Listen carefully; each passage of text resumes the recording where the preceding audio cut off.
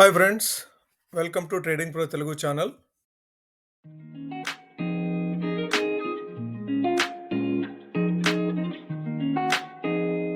Nifty 24,000 మార్కును తాకింది ఇంట్రాడేలో.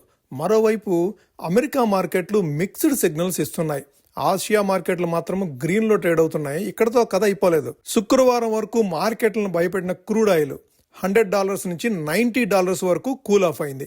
ఇది ఇండియన్ మార్కెట్కి పెద్ద రిలీఫ్.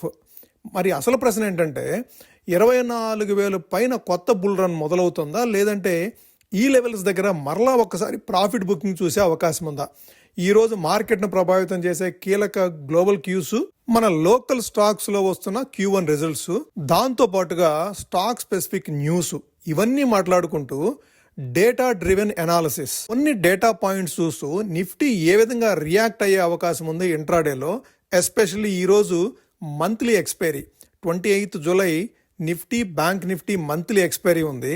ఏ లెవెల్స్ మనం కీన్గా అబ్జర్వ్ చేయాలి అనేది కూడా ఈ వీడియోలో చూద్దాం. Hello friends, welcome to pre market video for 28th July 2026. ఈ వీడియోని చివరి వరకు తప్పకుండా చూడండి, ఎందుకంటే ఈ రోజు ట్రేడింగ్ లో మీకు ఉపయోగపడే కొన్ని కీలకమైన పాయింట్స్ డిస్కస్ చేయబోతున్నాం. ఇక ముందుగా నిన్న మన మార్కెట్ లో ఏం జరిగింది? న్యూ వీక్ స్టార్టింగ్ లోనే బుల్స్ ఆధిపత్యం చూపించారు. మార్కెట్ హయ్యర్ ఓపెనింగ్ అయింది. ఓపెనింగ్ తర్వాత కూడాను చాలా యాక్టివ్గా బయ్యర్స్ కనిపించారు. రోజంతా కూడా ఏ చిన్న డిప్ వచ్చినా దాన్ని బయ్యింగ్ అవకాశం కింద వాడుకున్నారు. పాజిటివ్ సిగ్నల్ ఇది మనకు. యాక్చువల్గా ఒక దశలో నిఫ్టీ 24,000 మార్కును కూడా టచ్ చేసింది. అది ఒక సైకలాజికల్ రెసిస్టెన్స్ లెవెల్ అని మనకు తెలుసు. అక్కడ కొంత ప్రాఫిట్ బుకింగ్ వచ్చిందని చెప్పేసి ఎదురు చూసాం, కానీ బట్ అంత ప్యానిక్ సెల్లింగ్ అయితే కనిపించలేదు. స్లైట్ ప్రాఫిట్ బుకింగ్ అనేది క్వైట్ నార్మల్ 24,000 లెవెల్స్కి వచ్చిన తర్వాత, బట్ అక్కడ ప్యానిక్ సెల్లింగ్ మాత్రం కనిపించలేదు. చివరికి నిఫ్టీ 23,995 దగ్గర క్లోజ్ అయింది. దీనివల్ల మనకు రెండు విషయాలు అర్థమవుతున్నాయి. మొదటిది, లోయర్ లెవెల్స్లో బయింగ్ ఇంట్రెస్ట్ అనేది చాలా స్ట్రాంగ్గా ఉంది. రెండోది, 24,000 దగ్గర కూడాను ప్యానిక్ సెల్లింగ్ అయితే లేదు. సో ప్రస్తుతానికి మనం మార్కెట్ని బుల్లిష్గానే చూడాలి. ఇక గ్లోబల్ మార్కెట్స్ నుంచి వచ్చిన సంకేతాలు కనుక చూస్తే, గత రాత్రి అమెరికా మార్కెట్లు మిక్స్డ్ గా ముగిశాయి. డో జోన్స్ ఏమో స్లైట్ పాజిటివ్ గా క్లోజ్ అయితే, నాస్డాక్ మాత్రమో స్లైట్ నెగిటివ్ గా క్లోజ్ అయింది. నాస్డాక్ నెగిటివ్ గా క్లోజ్ అయింది అంటే టెక్నాలజీ స్టాక్స్ లో కొంత వీక్నెస్ ఉందని చెప్పి అర్థం చేసుకోవాలి. అయితే నిన్న మన మార్కెట్ లో ఐటీ స్టాక్స్ చాలా స్ట్రాంగ్ గా క్లోజ్ అయినాయి. సో ఈ రోజు దాని ప్రభావం మన మార్కెట్ మీద ఎంతవరకు ఉంటుందనేది మనం మార్కెట్ ఓపెన్ అయిన తర్వాత మాత్రమే అర్థం చేసుకోగలం. దాని తర్వాత మనం ప్రధానంగా చూడాల్సిన గ్లోబల్ క్యూ వచ్చేసేసి క్రూడ్ ఆయిల్. నిన్న బుల్స్ కి బిగ్గెస్ట్ పాజిటివ్ ఏదైనా ఉందంటే అది క్రూడ్ ఆయిల్. కొద్ది రోజుల క్రితం వరకు కూడాను క్రూడ్ ఆయిల్ ప్రైసెస్ $100 వరకు ట్రేడ్ అవుతూ వచ్చినాయి. ఇప్పుడు క్రూడ్ ఆయిల్ ప్రైసెస్ $90 వరకు దిగి వచ్చాయి. ఇది ఇండియాకి పెద్ద రిలీఫ్. ఆయిల్ తగ్గితే ఎస్పెషల్లీ మనకి ఇంపోర్ట్ బిల్ తగ్గుతుంది, ఆటోమేటిక్గా ఇన్ఫ్లేషన్ కూడాను తగ్గుతూ వస్తుంది. సో రూపీకి కూడాను చాలా సపోర్ట్ వస్తుంది. సో ఇవి ముఖ్యంగా మనకి పాజిటివ్స్. అయితే ఇక కంపెనీ వైజ్ విషయానికి వస్తే, పెయింట్ కంపెనీస్ కానీ, ఏవియేషన్ సెక్టార్లో ఉన్న కంపెనీస్ కానీ, టైర్ సెక్టార్లో ఉన్న కంపెనీస్ కానీ, కెమికల్స్లో కానీ, ఈ రంగాలకి ఇది చాలా పాజిటివ్గా మారే అవకాశం ఉంది. సో ఈ రోజు ఈ సెక్టార్స్లో ఉన్న స్టాక్స్కి బయ్యింగ్ ఇంట్రెస్ట్ కనిపిస్తుందేమో గమనించండి. ఇక ఈ రోజు ట్రేడింగ్లో ఫోకస్లో ఉండే స్టాక్స్ గురించి మాట్లాడుకుందాం. ఈ వారం ఎర్నింగ్ సీజన్ పీక్లో ఉంది మనకి. అంటే మంచి రిజల్ట్స్ ప్రకటించిన కంపెనీల్లో మూమెంటం ట్రేడింగ్ అనేది కనిపించే అవకాశం ఉంది. అలాగే నిరాశపరిచిన రిజల్ట్స్లో వచ్చే స్టాక్స్లో కూడాను వాలటిలిటీ ఎక్కువగా ఉండే అవకాశం ఉంది. మొదటగా టాటా పవర్ గురించి చూద్దాము. కంపెనీ ప్రకటించిన క్వార్టర్లీ రిజల్ట్స్ మార్కెట్ అంచనాలకు అనుగుణంగా ఉన్నాయి. రెవెన్యూలో గ్రోత్ కనిపించింది, ప్రాఫిట్ కూడా గత ఏడాది పోలిస్తే మెరుగైంది. అయితే ఇన్వెస్టర్స్ ఇప్పుడు ముఖ్యంగా మేనేజ్మెంట్ కామెంటరీ మీదే దృష్టి పెడుతున్నారు. Renewable energy projects, transmission business, solar manufacturing, ఈ 3 సెగ్మెంట్స్ గురించి మేనేజ్మెంట్ ఏమి చెప్పిందనేది స్టాక్ డైరెక్షన్ని ప్రభావితం చేసే అవకాశం ఉంది. ట్రేడింగ్ బయాస్ వచ్చేసేసి రిజల్ట్స్ ఇప్పటికే ప్రైస్లో కొంతవరకు డిస్కౌంట్ అయ్యి ఉండొచ్చు. అయితే ఒకవేళ గ్యాప్ అప్ వస్తే వెంటనే చేంజ్ చేయకుండా ప్రైస్ సస్టైన్ అవుతుందా లేదా అనేది చూసి మాత్రమే మీరు దాంట్లోకి ఎంట్రీ తీసుకోవడం కరెక్ట్ అయిన స్ట్రాటజీ అవుతుంది. తర్వాత కోల్ ఇండియా గురించి చూద్దాము. క్వార్టర్లీ రిజల్ట్స్తో పాటుగా కంపెనీ ఇంటరిమ్ డివిడెండ్ కూడా ప్రకటించడం జరిగింది. డివిడెండ్ ప్రకటించడం వల్ల లాంగ్ టర్మ్ ఇన్వెస్టర్స్లో పాజిటివ్ సెంటిమెంట్ కనిపించే అవకాశం ఉంది. అయితే కోల్ సెక్టార్పై ఇంటర్నేషనల్ కోల్ ప్రైసెస్ ప్రభావం కూడా ఉంటుంది.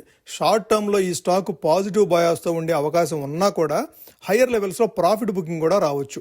నెక్స్ట్ మనం చూడబోయే స్టాక్ భారత్ ఎలక్ట్రానిక్స్, BEL. ఈరోజు ఫోకస్లో ఉండే మరో ముఖ్యమైన స్టాక్ ఇది. క్వార్టర్లీ నెంబర్స్ మంచి గ్రోత్ను చూపించాయి. రెవెన్యూ ఇంక్రీజ్ అయింది, ప్రాఫిట్ గ్రో అయింది, ఆర్డర్ బుక్ కూడా హెల్దీగా ఉండటం వల్ల డిఫెన్స్ సెక్టార్ మొత్తం ఫోకస్లో ఉండే అవకాశం ఉంది. గవర్నమెంట్ డిఫెన్స్ స్పెండింగ్ పెరిగే అంచనాలు కూడా ఈ రంగానికి సపోర్ట్గా ఉండే అవకాశం ఉంది.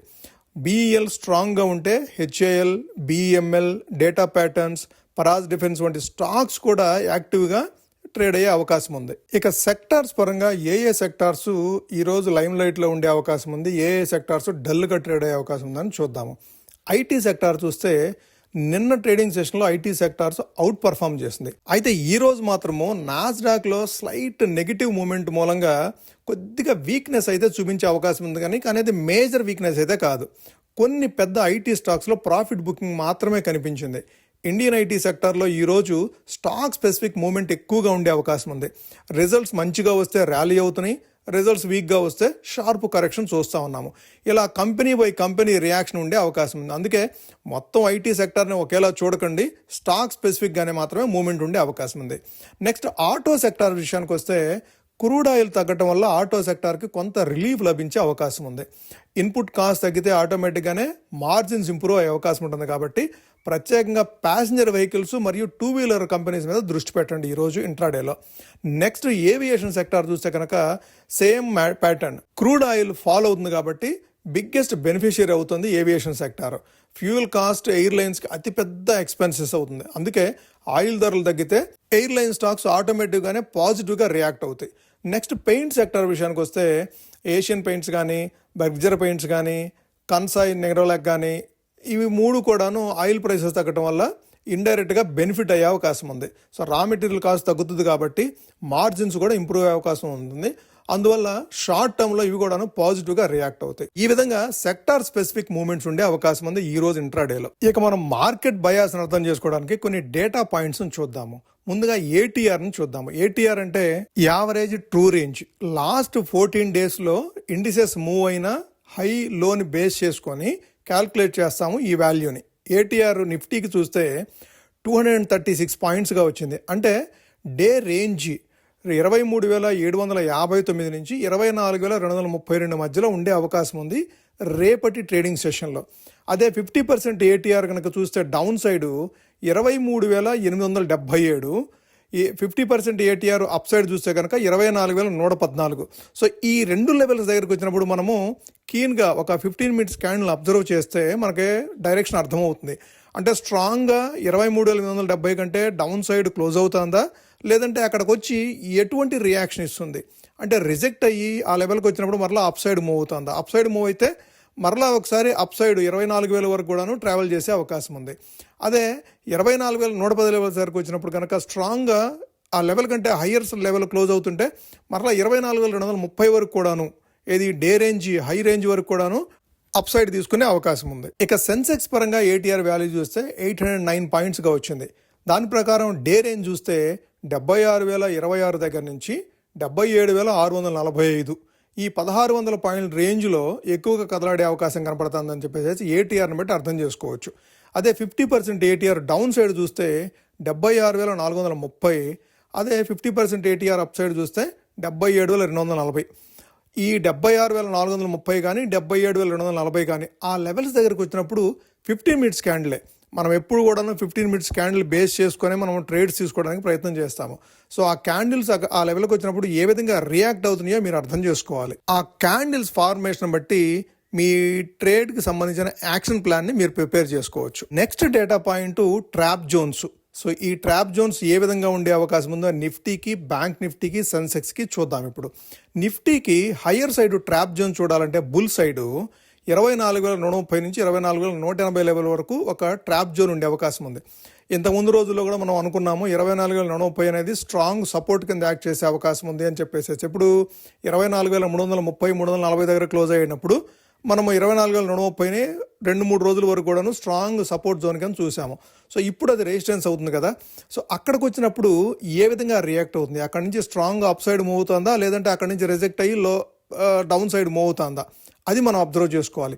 ఒకవేళ అప్ సైడ్ మూవ్ అయితే 24,180 కనుక క్రాస్ అయితే మరలా 24,300, 24,350 వరకు కూడా క్విక్గా అప్ సైడ్ తీసుకునే అవకాశం ఉంది. అట్లా కాకుండా అక్కడ రిజెక్ట్ అయ్యి కనుక లోయర్ సైడ్ మూవ్ అవుతూ ఉంటే మరలా 24,000 వరకు కూడా క్విక్గా ఫాలో అయ్యే అవకాశం ఉంది. అదే బేర్ ట్రాప్ జోన్ చూడాలంటే 23,870 నుంచి 23,900 ఆ లెవెల్ దగ్గరికి వచ్చినప్పుడు అగైన్ 15 మినిట్స్ క్యాండిలే. 15 మినిట్స్ క్యాండిల్ ఏ విధంగా ఫామ్ అవుతుంది దాన్ని బేస్ చేసుకునే మనము యాక్షన్ తీసుకుంటాము.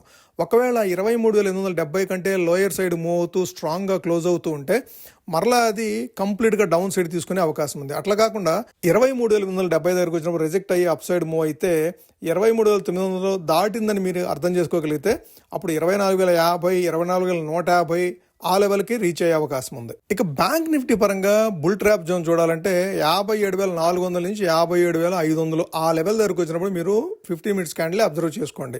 అక్కడికి వచ్చినప్పుడు రిజెక్ట్ అవుతుందా, స్ట్రాంగ్ అప్ సైడ్ క్లోజ్ అవుతుందా? అప్ సైడ్ క్లోజ్ అయితే కనుక 57,800, 58,000 వరకు కూడా క్విక్గా అప్ సైడ్ తీసుకునే అవకాశం ఉంది. రిజెక్ట్ అయితే మరలా 57,000, 56,600 వరకు కూడా ఫాలో అయ్యే అవకాశం ఉంది. అదే బేర్ ట్రాప్ జోన్ చూడాలంటే 56,900 దగ్గరకు వచ్చినప్పుడు మీరు అబ్జర్వ్ చేసుకోండి.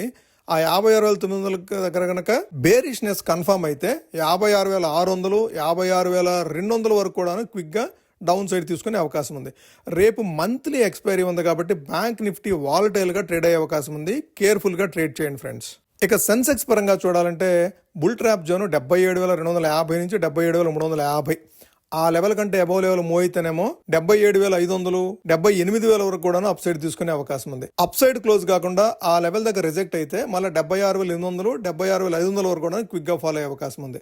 అదే బేర్ ట్రాప్ జోన్ చూడాలంటే 76,250 లెవెల్స్ దగ్గరికి వచ్చినప్పుడు మీరు అబ్జర్వ్ చేయండి. ఆ లెవెల్ కంటే బిలో లెవెల్ క్లోజ్ అయితే 76,000, 75,700 ఆ లెవెల్ కూడా క్విక్గా ఫాలో అయ్యే అవకాశం ఉంది. ఫైనల్గా ఇంకొక డేటా పాయింట్ చూసి మనము ఈ వీడియోను క్లోజ్ చేద్దాము. పార్టిసిపెంట్ వైజ్ పొజిషన్స్ అంటే ఫ్యూచర్ కాంట్రాక్ట్స్ పరంగా ఎవరు ఏ విధంగా ప్లేస్ అయి ఉన్నారో ఒకసారి క్విక్గా అబ్జర్వ్ చేద్దాము. క్లయింట్స్ అంటే రీటైల్స్ పీపుల్ మనం లాంగ్ పొజిషన్స్ 79% మెయింటైన్ చేస్తూ ఉంటే షార్ట్ 21% మెయింటైన్ చేస్తూ ఉన్నాము. అదే డిఐస్ పరంగా చూస్తే లాంగ్ 84% ఉంటే 16% షార్ట్ సైడ్ ఉన్నారు. అదే ఎఫ్ఐఎస్ చూస్తే ఆ 9% అనేది కంటిన్యూ చేస్తూ ఉన్నారు లాంగ్ సైడ్, 91% షార్ట్ సైడ్ ఉన్నారు. వీళ్ళు లార్జెస్ట్ షార్ట్ పొజిషన్స్ మెయింటైన్ చేస్తున్నారు హోల్ జూలై మంత్ మొత్తము. ఈ రోజు ఏదన్నా షార్ట్ కవరింగ్ చేస్తారేమో చూడాలి. అదే ప్రో ట్రేడర్స్ విషయానికి వస్తే 67% లాంగ్ సైడ్ ఉంటే 33% షార్ట్ సైడ్ ఉన్నారు. ఓవరాల్గా మార్కెట్ స్ట్రక్చర్ చూడాలంటే స్ట్రాంగ్గానే ఉంది ప్రస్తుతానికైతే. Higher opening, higher highs form చేసుకోవటం, హయ్యర్ క్లోజ్ చూడటం ఇవన్నీ కూడాను బుల్స్కి కాన్ఫిడెన్స్ని పెంచుతున్నాయి. అయితే 24,000 అనేది క్రిటికల్ లెవెల్, మనకి సైకలాజికల్ రెసిస్టెన్స్ కూడా. ఆ లెవెల్ దగ్గరికి వచ్చినప్పుడు ప్రాఫిట్ బుకింగ్ ఏదన్నా ఉంటుందేమో మనం కీన్గా అబ్జర్వ్ చేయాలి. ఇది ఫ్రెండ్స్ ఈరోజు వీడియో. మీకు నచ్చినట్టయితే ఈ వీడియోని లైక్ చేయండి. ఇది మీ ఫ్రెండ్స్కి కానీ, కొలీగ్స్కి కానీ, రిలేటివ్స్కి కానీ యూస్ఫుల్ ఉందనుకుంటే వాళ్ళకు కూడా షేర్ చేయండి. మీరు ఇప్పటివరకు ఛానల్ని సబ్స్క్రైబ్ చేయకుండా చూసినట్లయితే ఛానల్ని సబ్స్క్రైబ్ చేసి నోటిఫికేషన్స్ కూడా ఎనేబుల్ చేసుకోండి ఫ్రెండ్స్. Thank you.